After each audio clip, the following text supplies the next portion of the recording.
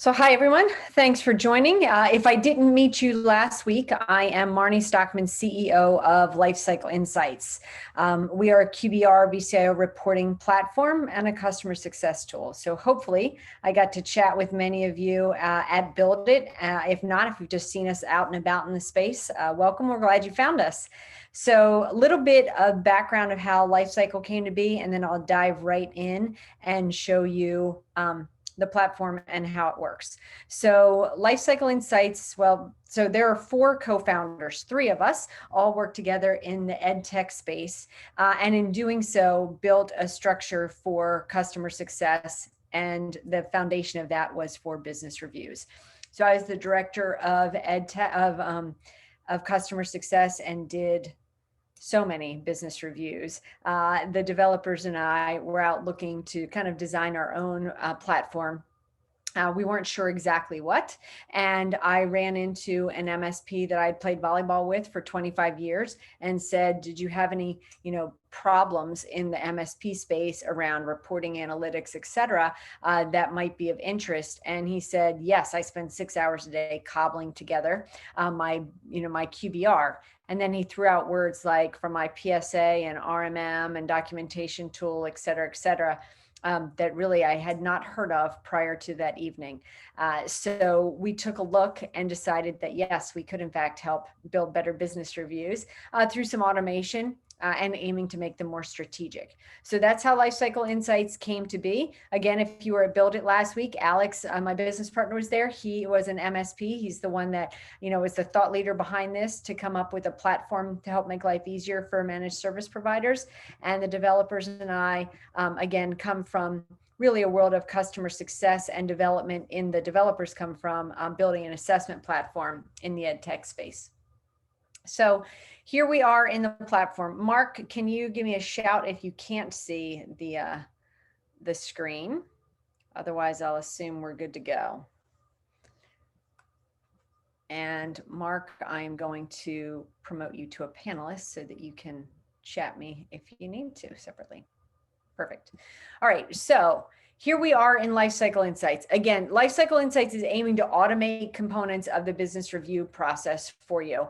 So we do really three things. We automate, we help you deliver strategy through risk assessments, and then our goal is to help you build a roadmap for your clients, a budget forecast, technology roadmap aligned to their goals and your technology initiatives. And that's really the key to leveling up business reviews beyond kind of the basic older business reviews that were maybe patch stats and antivirus statistics, anti-spam, et cetera.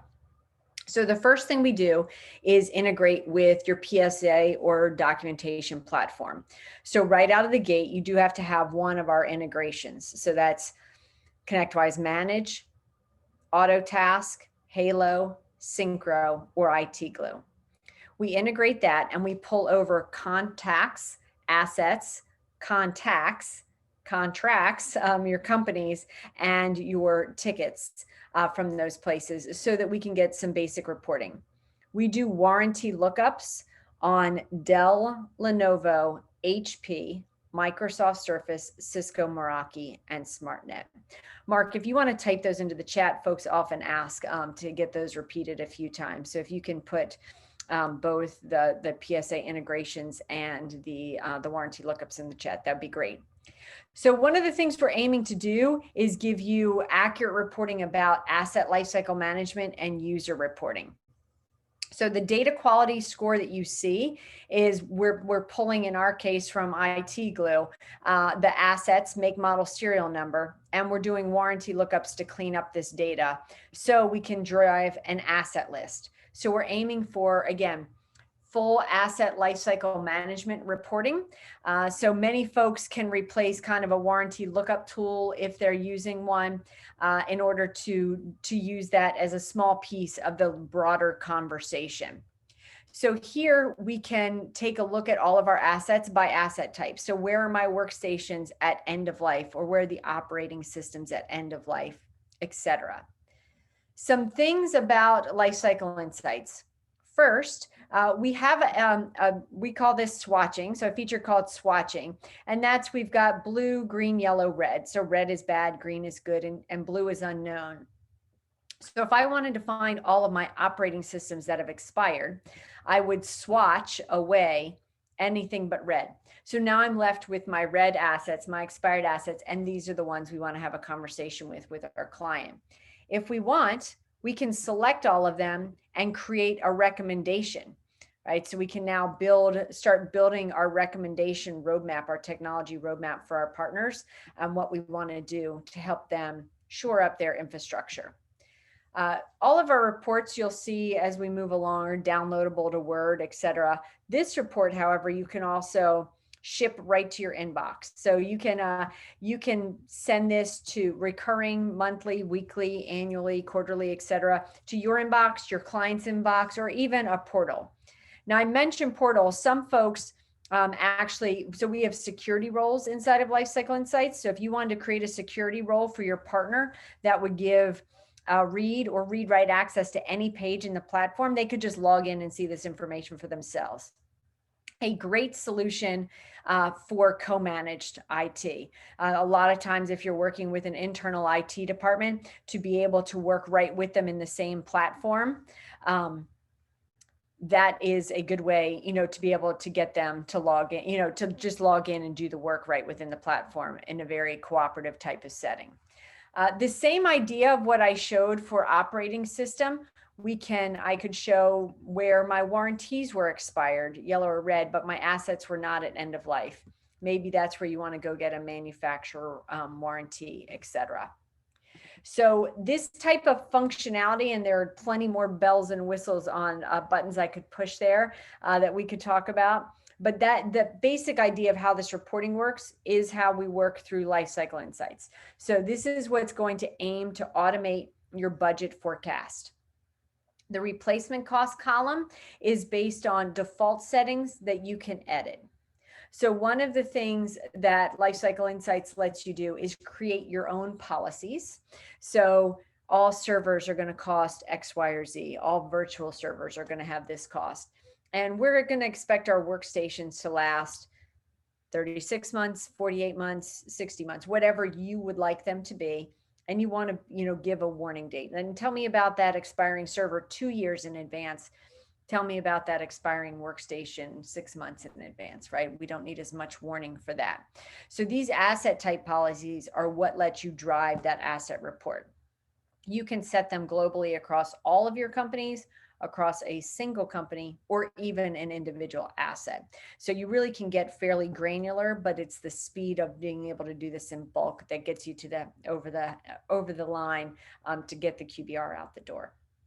The same idea for the asset list we use for the user list. So we integrate not just with your PSA, but with Microsoft 365 as well. So you can ask questions like, where are users not in my PSA that are in Microsoft 365? So you can ask questions about why are there licenses that haven't been logged into in over 30 days with MFA disabled, right? This is a security concern for sure, along with potentially a financial concern, right? So somebody's paying for licenses that they shouldn't have or think they or don't really even realize that they do have. So one of the things we really try to highlight is places where you need to shore up, the system, and also, really opportunities to save your clients money or potentially help make you more money along the way. I'm going to show some other integrations that we have with the user reporting. So we have reporting with Augment, Breach Secure Now, and KnowBe4 for cybersecurity phishing training. So I've added a few of those columns to this report. So we could take a look at, folks who are in Augment, SaaS tracking, Breach Secure Now for cybersecurity phishing training, and you can get your latest secure score, phishing fail rate, etc., from those platforms. So a lot of that is part of the conversation we see in business reviews. Under more reports, we expand on that even further. We have a Microsoft Secure Score report. So if you're familiar with that, this gives you, the status and the ways you can impact the score with their recommendations. The Breach Secure Now report, the KnowBe4 report is very similar, comparable to this in terms of phishing fail rate, employees breached, etc. And Augment, which takes a look at, again, usage reporting for, this is the user detail on which users are using which SaaS applications, and then an app summary altogether. So if you're not familiar with either of those and you're interested, you should go tell them we sent you, and they'll have a deal for you for sure. And then lastly, while I'm in with more reports, we can also give you a high-level ticket overview. Because you really don't want the business review to be a ticket autopsy where you go through each of the tickets, but to look for patterning to see where there's room for improvement is certainly a conversation that's worth having at a business review. I'm still on the automation piece. So we can also automate importing your contracts. Agreements and additions is what they're called in Manage. Contracts is what they're called in the other PSAs. From Autotask, for example. So we can import your contracts or agreements additions with the end goal being we're trying to automate a full budget forecast, total cost of ownership for technology for your clients. So when you can deliver a full budget beyond your sources, right, beyond all of the services that you offer, there's a very strategic conversation that gets had. You really are bringing more power to the table than they expected oftentimes, and they value being able to see their full technology budget. So in addition to pulling over your contracts, you can also manually add contracts. We see folks adding phone services, printer copier services, ISP providers, etc. The types of things that maybe you could get insight into an upsell opportunity, or more to show the full projected budget for one of your partners. The beauty of this is, imagine if there's an expensive Salesforce contract and they've got a $30,000 bill come due for Salesforce in June, probably not the time to present a server, project. It gives you some insight into how to help them level out their expenses, again, making you a strategic partner instead of just somebody delivering a quote for your services. So there's a lot of power in the budgeting piece, and the contracts play a large role in that. So I'm going to jump from the contracts to the budget forecast itself. We've got a few views here. You can see that we pull over all of the expired assets. So when an asset goes end of life, it will land on the budget forecast in the appropriate month, quarter, etc., along with any recommendations that you've made. So in this case, I'm highlighting a network infrastructure upgrade and another recommendation where we're going to replace some expired assets along with those contract pieces. So I can see I've got contracts and subscriptions that are due this quarter that land on the budget.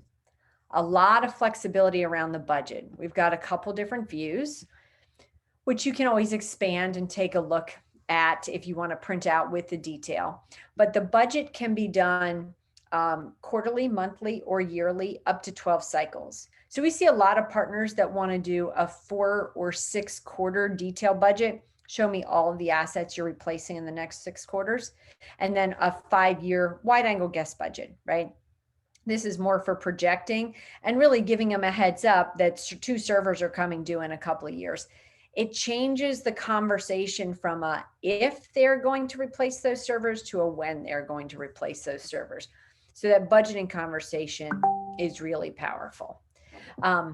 Now, that is sort of the automation component of Lifecycle Insights. So if you have any questions about the automation, feel free to put them in the chat. Mark let me know that he wasn't able to chat with everybody. So I'm going to list again in the chat the integrations that require the that are required to kind of be a life cycler. So ConnectWise Manage, Autotask, Halo, Synchro, and IT Glue. And then we do warranty lookups on Dell, Lenovo, HP, Microsoft Surface, Cisco, Meraki, and SmartNet. Okay, I don't see any questions, so I'll go from here. So that kind of generates a lot of the data that you're looking at in order to drive the business review. But the other piece is really the risk piece. And this is not an automated component. So we are not like a rapid fire tools type of platform that has a network detector out there or an agent of any kind. Our assessment platform is more of an auditing survey type of tool that you're going to manually answer and help drive recommendations based on what you see in their site. So what I'm pulled up now is our template library. So we have about a dozen templates that we provide. And the majority of folks either import one from an assessment platform they're already using or use our default assessment and edit it, revise it from there. That's what I'm going to take a look at for you. So when I go into assessment events, I can create a new assessment, or I'm going to look at one that I've already partially scored. So as I look into this assessment, first thing I'm going to do, just to give you a sense of what our default assessment looks like, we have questions around hardware, business applications, software, policies and procedures, security, continuity, and then regulatory compliance needs. If I dive into a specific category, I can see in a not surprising turn of events, right? The Lifecycle Insights has red, yellow, green reporting here too. So what's at risk, what needs attention, what's acceptable risk, etc. Some of the features of this that really drive some value. First, if you make any comments around recommendations, those will push through to the final printout. So if I want to add comments of, we need to address this, you will see it in the reporting later. Some other pieces is you can see anytime you've previously scored this particular item, even if it's on another assessment.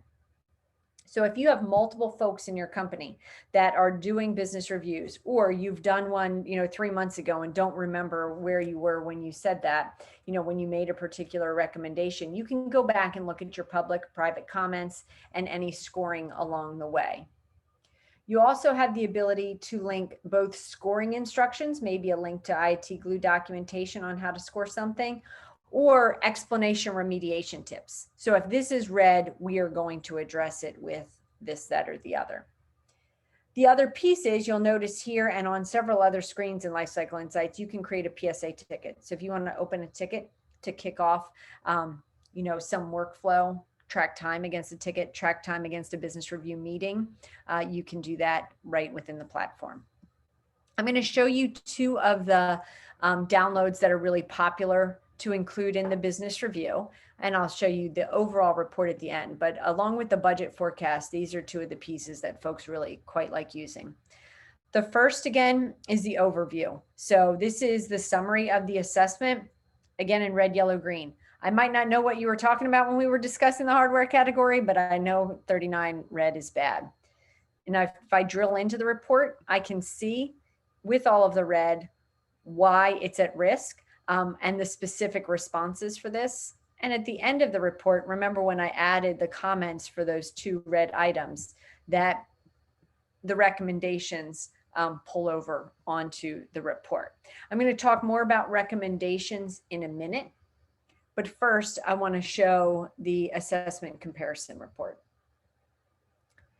So we had MSPs tell us all the time that what they really wanted to be able to do was show their clients what they had done for their infrastructure, for their hardware, for their technology in general, technology health.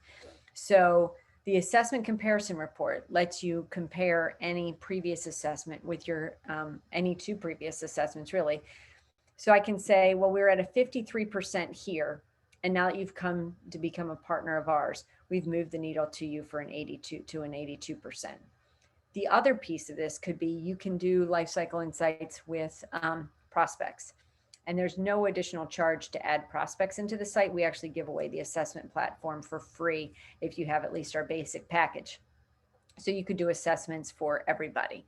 So here you could say, well, you're at a 53, but when you work with us, we're going to move you to an 82. Or if you're in a business review, right, last quarter you were here and now we've moved you here.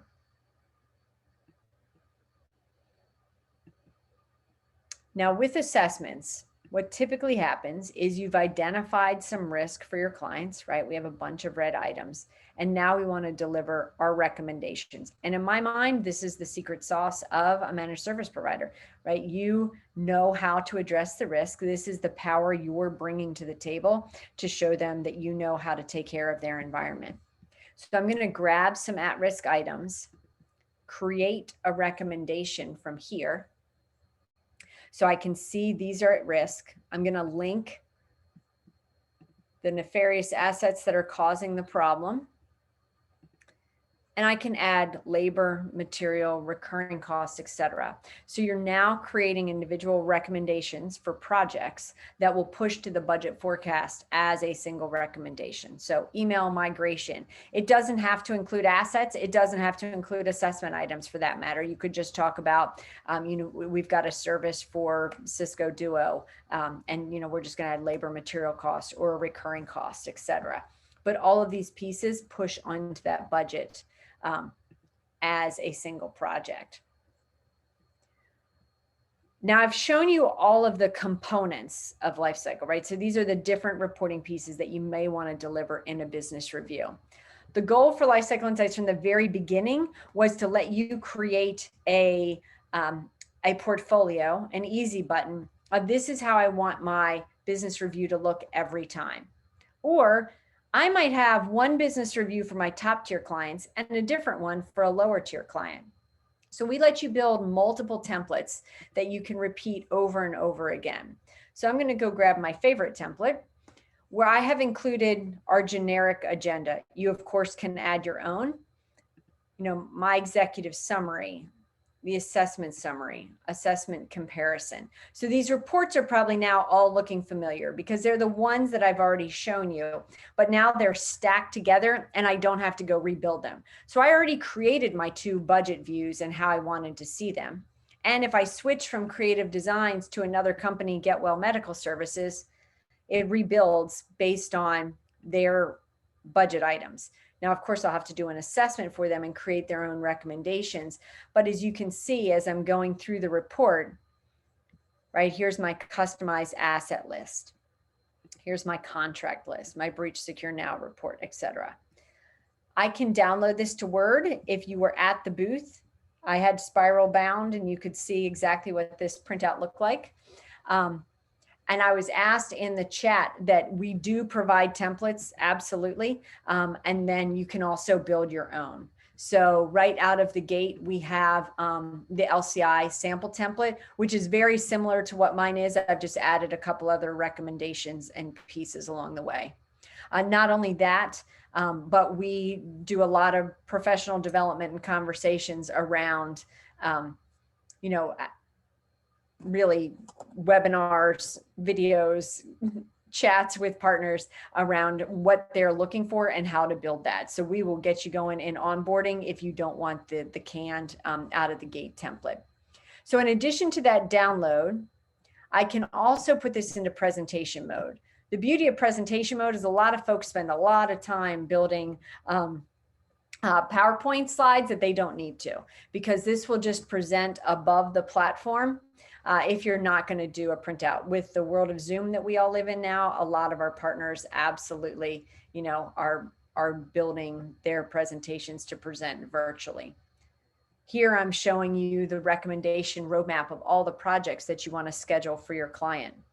One of the nice things about Lifecycle is we don't just show you the technology roadmap for a single client, but we also give you that across all your clients. So now you can see all of the project work that you've scheduled out, for the next 4 quarters, the next few years, et cetera, based on what you've selected.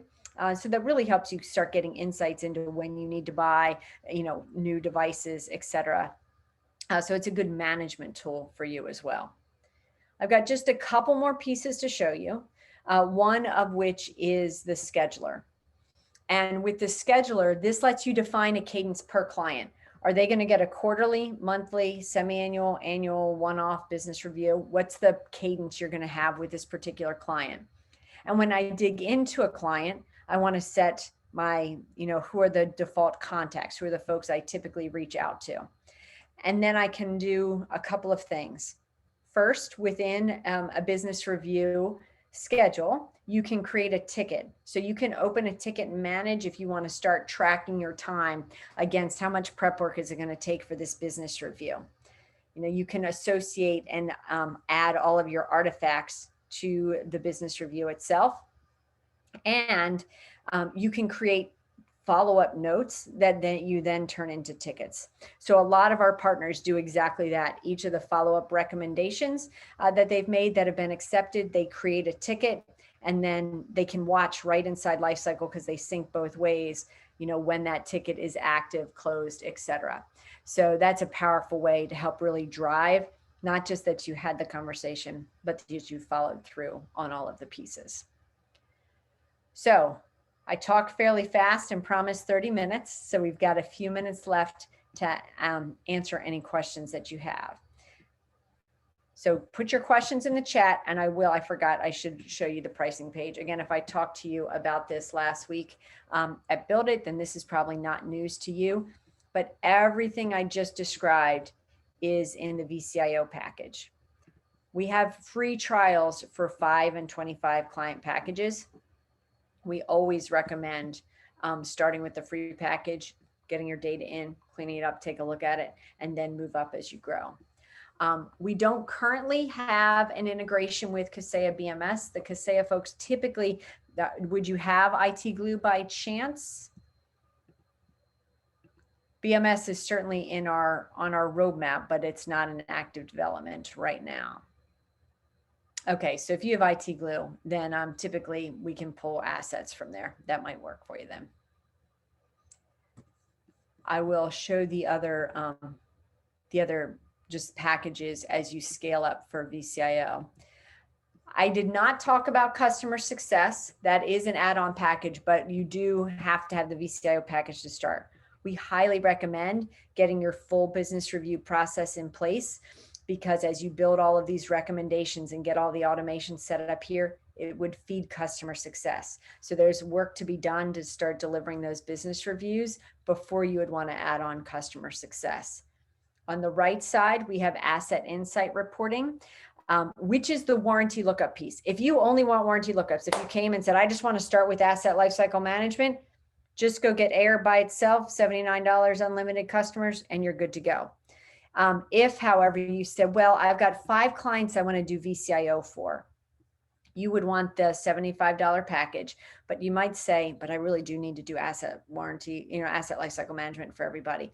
You could just then add the $79 a month to that 5 client package, and you can get it for everybody. So that's where those packages come into play. All right, so I'm responding to a chat. I think I mentioned Build It. Since no BMS integration, we couldn't create a ticket from the portal. Correct. Can that create ticket button send a regular email to their support email address? So we don't have that functionality right now. If you don't have one of the integrations where there is ticketing, you wouldn't see those green buttons at all. But I actually like that solution about the email piece. So I'm going to mention that to the developers as a way that maybe we could support folks who don't have one of our PSAs.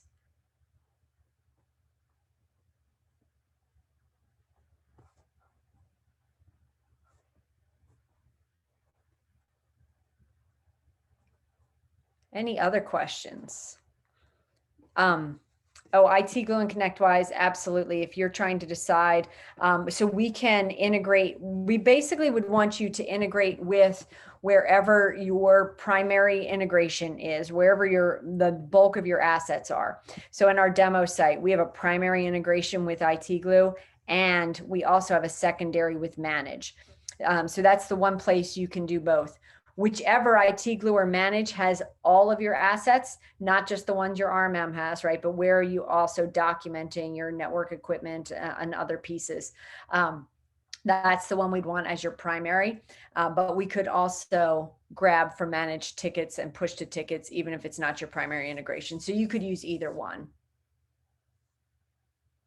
Other questions about the integration components? I've now pulled up the integration slide if you want to see the other integrations that we have. We usually add 1 or 2 integrations a quarter. So you'll see this list grow more and more for sure. And if you have integrations with, or if you if you're looking at any of these partners as potential integrations or potential, platforms that you would use. If you mention us, they do definitely have some deals for folks that come from Lifecycle Insights. I'm going to put in the chat the link to the trial. So it's right on the pricing page. Again, you can sign up for the 5 or 25 client package, and it's free for 30 days. Onboarding with us happens 3 ways. First, there's a DIY checklist. So if you're right in the platform and you want to work your way through all the documentation, we have a lot of video and written support. We do weekly calls. So every Wednesday at 1, we have weekly onboarding, which is about 30 minutes of recorded content and 30 minutes of Q&A. We do, like I said, we record that. So we've also got an article that outlines all of it if you want to just go watch all of them right out of the gate. And then we always do one-on-one support. So we can, we're happy to have a one-on-one call with anybody. I was asked if there's any support for Apple devices on the roadmap. We would love that, but Apple won't let us have a GSX license so that we could do that. If you have it documented in your PSA, we will report on anything. So we will literally report on anything that you put in as a configuration. We just don't have the ability to do the warranty lookups and write backs. We wish we could, Chris, for sure.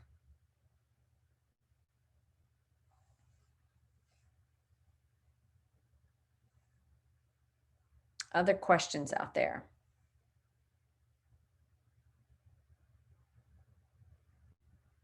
All right. Well, I appreciate you letting me take 3 extra minutes of your time. Hope, again, everybody got back safe and sound from last week. And, oh, thank you. Yeah, have good ones. Hope to see you in the platform. I will record this and ship this out.